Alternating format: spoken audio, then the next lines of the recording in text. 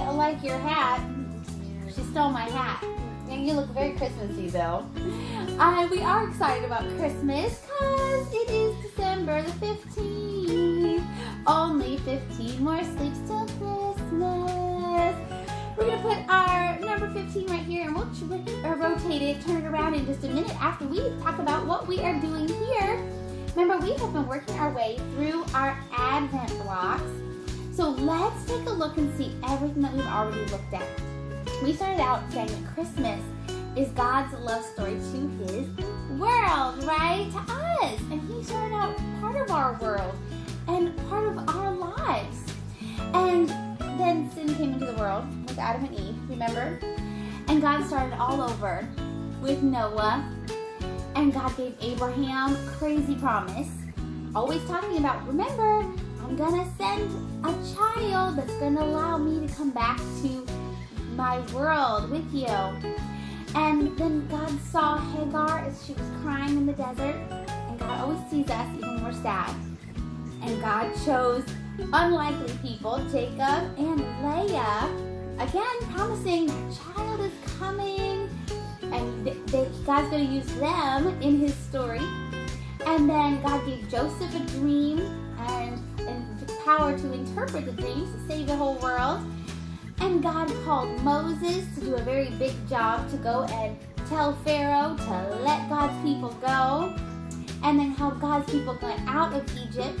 And they had to fight the Battle of Jericho. And God gave them very crazy battle instructions. But they followed God's plan. And God gave them the victory. And then how God's people wanted a king. So the first king was King Saul.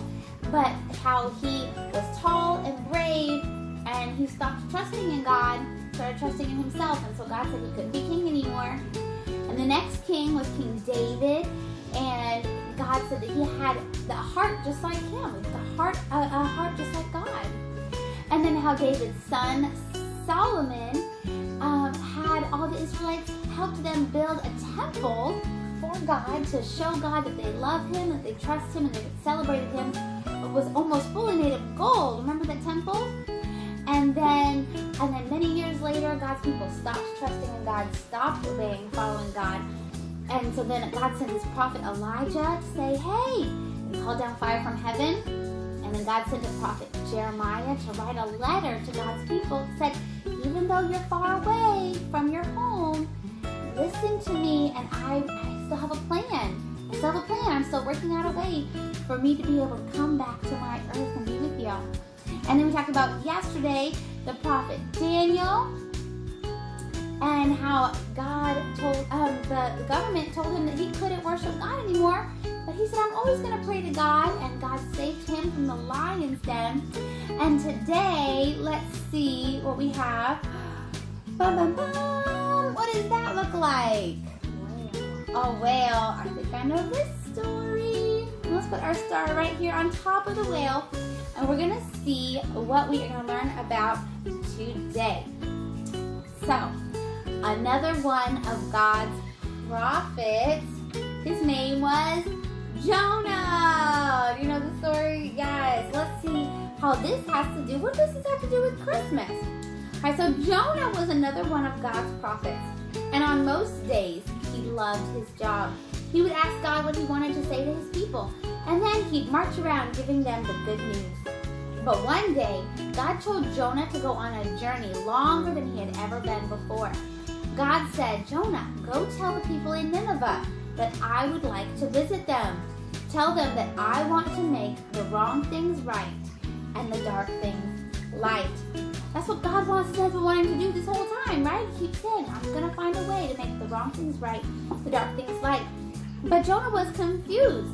Jonah had grown up thinking of the people in Nineveh as bad people. Certainly God wouldn't want to be with them.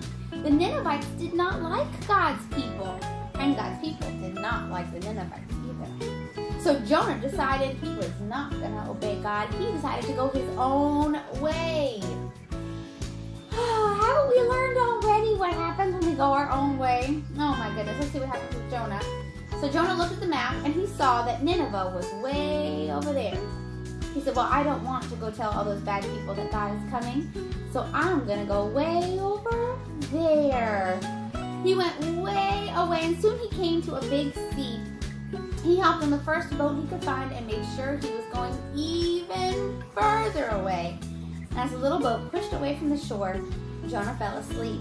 He was very happy with himself that he had managed to run away from what God had told him to do.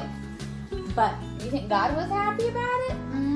God was not happy with Jonah. So God followed Jonah. You see, God was with Jonah. Even when Jonah didn't want to listen to God, even when Jonah went the wrong way, even when Jonah hated the people that God loved, God was still with him. Because God was with Jonah, he couldn't let Jonah keep running away. So he sent a big storm to stop the boat. The waves were higher than the mountain, and the wind was so loud it hurt Jonah's ears. And little Jonah in his little boat woke up with one thought: God is still here. I made a huge mistake, Jonah told the sailors. This storm is my fault. The only way to stop it is to throw me in.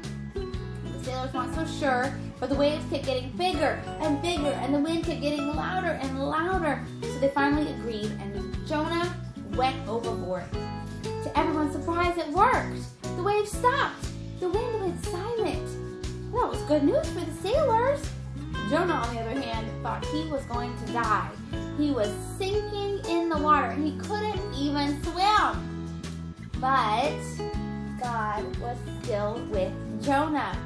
And God didn't want Jonah to drown, did he? He wasn't trying to get Jonah to sink in the water.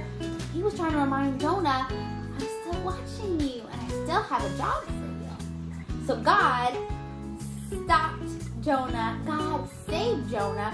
God sent a big fish after Jonah. And the fish swallowed Jonah, without chewing him, of course.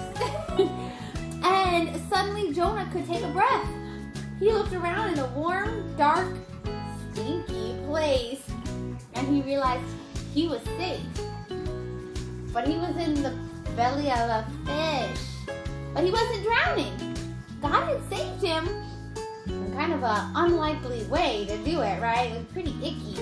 Even if he was in the belly's fish, at least he was safe, even though it was pretty stinky in there. Well, 3 days later, Jonah was praying and telling God he was sorry, that he was going to follow God and do what God wanted him to do. And God made the fish spit Jonah out, just spit Jonah right out. And he spit Jonah right on the land with a whole different attitude. Jonah said, I'll go to Nineveh. I'll tell everyone there that God wants to be with them. You see, Jonah had done a lot of thinking in that dark, soggy, stinky fish belly. He was learning that God wasn't just coming to be with Abraham's children's children. No, God was planning to come to all sorts of people, whether they looked like Jonah or not, whether they thought Jonah was good, whether Jonah thought they were good. It didn't matter. God knew, and God was still coming. So when Jonah got to Nineveh, he preached a message I think you know. He said, like me, you need God, but he seems far away. And the people of Nineveh began to hope and to pray, God, will you come back to stay? And you know, the people of Nineveh did turn to God, and they were saved. And we know that we can be saved when we turn to God too. Can't wait to see what happens tomorrow. Bye!